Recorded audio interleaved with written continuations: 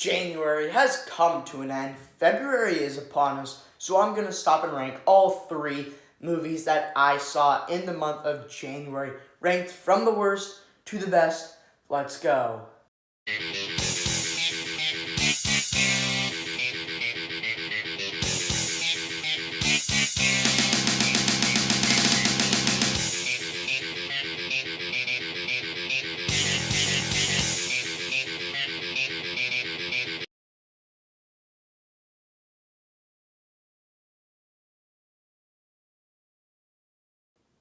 So yes, I'm going to be ranking all three movies that I saw in the month of January.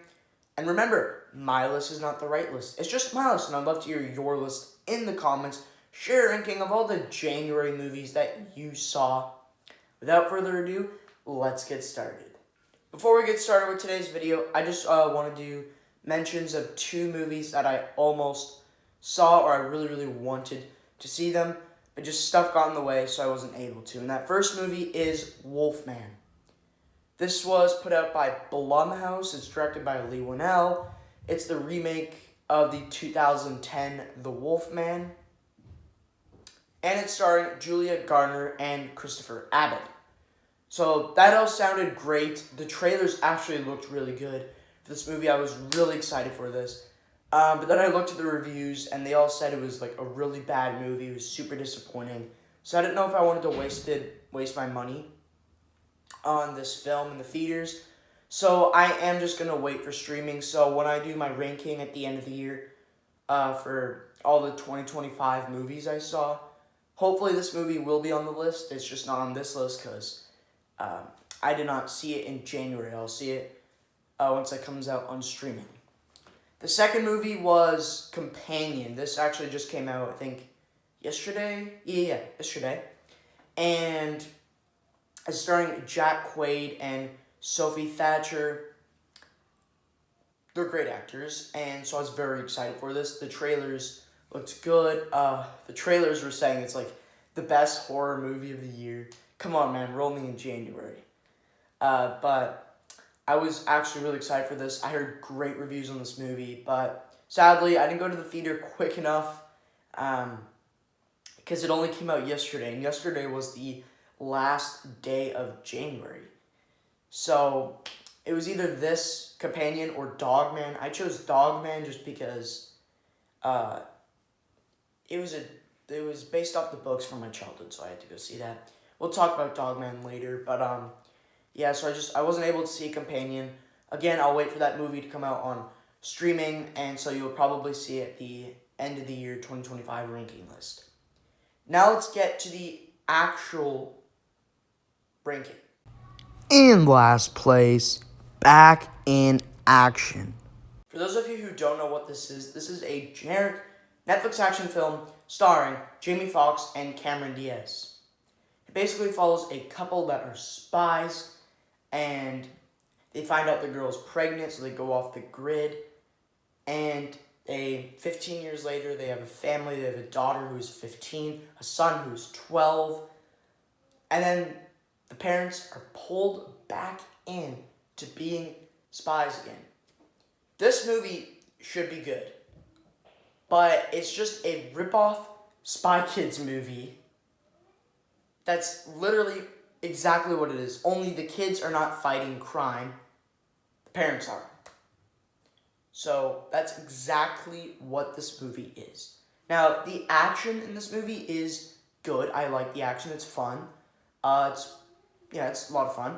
But other than the action, the film basically has nothing. I mean, I like how, like, at the start, the mom and the daughter don't have this connection. The daughter hates the mom. She has a boyfriend. She's 15, and she just wants a life of her own. So that's just what's happening here. But then once we get to the end of the film, she loves her mom, and it was like they're finally connecting. So it was nice to see that. I do like seeing Cameron Diaz and Jamie Foxx on screen together as husband and wife. I mean, I like that. But other than like those three things, the film is just bad. the humor does not work at all. Like, none of the jokes land at all. They're just like these cringy jokes that are not funny at all whatsoever. Like, I'm watching this movie and like, it's not funny. Like, can I get one laugh at least in this film? No. Because that's what these generic Netflix action movies do. You don't get any laughs out of them. There's just these cringy, cheesy jokes in there. That's what this movie is doing. So there's that. There's the plot twist of this guy who's been working with them. I think his name is Chuck or whatever. He's been working with them for years in the beginning. We don't see him. Then, fast forward 15 years later. Then he comes in. He dies. And then, Then at the end of the movie, it reveals, oh my gosh, he's a bad guy. He set up that whole plane crash that happened with the terrible green screen that we can easily see the green screen. That was awful, like that whole plane crash scene. That was so ridiculous. That was the only part when I was laughing because that was so stupid. And other than that, anyway, from the second I met that guy, I knew that it would be the plot twist that he turns out to be a bad guy, that he set up the plane crash. I could tell that he did that. The end of the film, again, we find out that he is the bad guy, and basically, he doesn't even want revenge on them. That would be a more interesting motive for him than what he has. He just wants money, because he has this thing where, this bridge, this dam, and he has, he can control it, making it go down, and then it flood the whole city. So he wants money for that. That is so stupid. First of all, we've seen that 100 times. Second of all, come up with something new. Even the revenge motive, I would still like to see that. That would be better than whatever they have cooking up here. So then there's that. Then there's also the mother of Cameron Diaz's character. That mother, she is dating this 30-year-old guy. So this 70-year-old woman is dating a 30-year-old guy. And they kiss a lot and stuff. That was so gross. Nobody wants to see that. That is just beyond weird. The movie's trying to be funny. No. A 70-year-old and a 30-year-old does not work whatsoever. So nobody asked to see that. Nobody wanted to see that. Let's just move on. I'm embarrassed talking about that scene. That was really weird. So other than that, that's really it. So just overall, this is a 3. No, I'll go for a 4 out of 10 movie because the action was fun. But yeah, other than that, just a bad movie. So hopefully Netflix can put out some good movies this year, but so far not off to a great start with their movies. But yeah, back in action, 3rd place. My runner-up, Dog Man. So I was really excited to check this movie out because I grew up with the Dog Man books. I loved them. They're my favorite thing to read. I would just read them all the time. I would just stick with the same book and read it over and over and over. And then go to the next one. So I loved the books. They were a big part of my childhood. And my sister is in that stage right now where she reads the books and absolutely loves them. She's around that age. So I was really excited to check this movie out with my sister. I was really excited to check it out with her. And the trailers, they look pretty good. I don't know. It looked fine. But another thing that was getting me really excited for this movie is because DreamWorks is doing this movie. And DreamWorks has been on a hot streak lately. They just put out The Wild Robot last year, which is a movie I absolutely love. And one of my favorite animated movies of all time. So, and the animation in The Wild Robot was also amazing. And actually, it got 4th place out of 49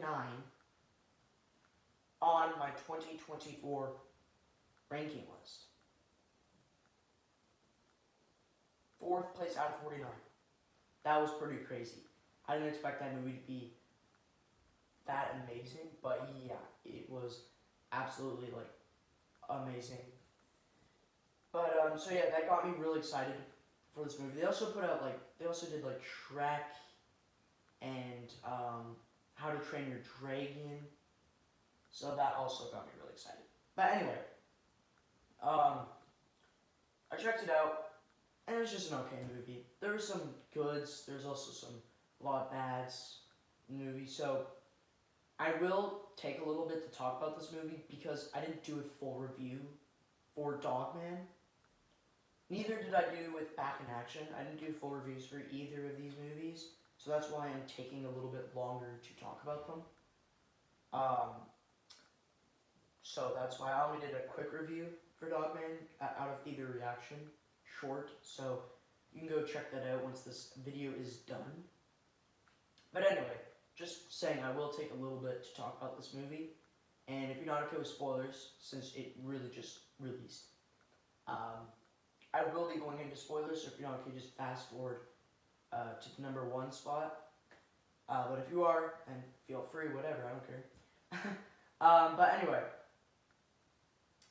the goods were, the animation was really, really good. DreamWorks, you did it again with the animation. Amazing. Loved the animation, because the animation in this film is just like the books. And I really like that, because, like, read the books, look at the book, and you look at the movie, and it's just same animation. So I really like what they did there. I loved the animation in this movie. And the jokes. I thought it'd just be like kids movie jokes. Nope, there were some adult jokes in here that like I was laughing so hard at those. So I really liked what it did there as well. Also, I did like the parenting thing with Pete Davidson as Petey the cat as the villain of this movie. I really liked how he was struggling to either become, or like either be just a supervillain like he always is, or he could change his heart and be a father to little Petey, who he tried to clone himself and he got little Petey. So he could either do either things. And I like how he chose to be a father instead. And when him and little Petey are together, and little Petey is changing his heart. Also, little Petey is adorable. The kid actor, he did an amazing job there. But I just really, really liked what they did there. And I like how some of the lines in this movie are from the books. So I did like that. But that's basically it for like positives. The negatives were basically this movie. Like this is all the negatives are keeping me back from saying that this is a good movie, because I think again it's just an okay film. And the negatives like this movie is just completely rushed. Like this movie could have been like a 40-minute movie, just a little short movie. But then they're like, no, we got to make this a full-length movie for it to go to the theaters. So they did. And basically, it starts off nice, like first 20 minutes of how basically he gets the dog head stitched on him and stuff like that. So the origin, then he had a girlfriend, but then she moves away and gets married and stuff, so then there's that. But then it just gets so pointless, where basically Petey the cat is just escaping from jail over and over like 12 times. They're just wasting their time.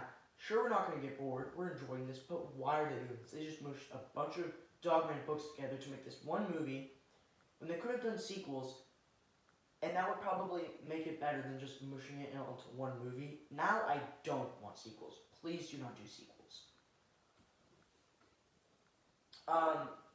But yeah, so I didn't like that at all, how they're just rushing this movie. Also, it would affect like some of the emotional parts in the film, like when, as I said before, it was heart touching how Petey the cat had to choose between being a supervillain and being a father to little Petey. And they rushed that scene. They rushed every scene in this movie, which I did not like at all, because I wouldn't get emotional. Sure, I cared about the scene. I liked it. I liked how it actually did something emotional there, but I would not get emotional because it was like a 3-minute scene when it could have been like an 8-minute scene, and then I would get emotional, and I didn't, just because they rushed the scene, they rushed every scene, so I just didn't like that at all, and just a huge disappointment with this movie. I have no clue why they made this movie, just why. But yeah, so overall, just an okay movie. As I said before, give it like a 5 out of 10 or 6 out of 10. Yeah, Dogman, second place. But in first place, Den of Thieves 2 Pantera. Now, I like the first Den of Thieves. I think that it is a really good movie. I'm not sure why they announced a sequel. It did not need a sequel. Ended perfectly. It did not need a sequel, but they announced it. So of course, obviously, I was excited for this, and it didn't really live up to my expectations. I thought it would be like the first one or even better, but no. A lot of people say it's bad and stuff just because this movie wastes a lot of time. It's like an hour of and 20 minutes of just setup for their big heist. And the heist that they do, yeah, it's not very big at all. And then there's a little bit of action at the end, which I really like the action. But whenever I think of this film, I think of the ending. Because the first one had an amazing ending.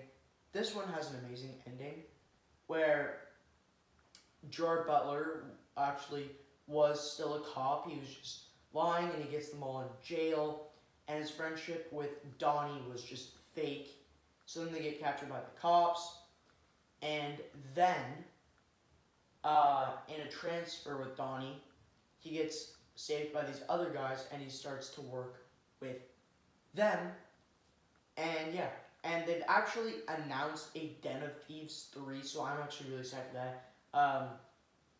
We could probably see Den of Thieves 3 probably hit theaters in like 2026. Like, if we're lucky, if they start production this year, like late this year, we can maybe see it late 2026. Or if they want to keep doing that January release, which they released the first one on January 10th, and they released this one on January 10th. So if they want to keep doing that January release date thing, then they're going to probably release it in 2027. Hopefully we don't get it that late, but who knows? All we know, they've announced it, and they kind of have to with the way that it ends, because Donnie is with a new crew again, and he's ready to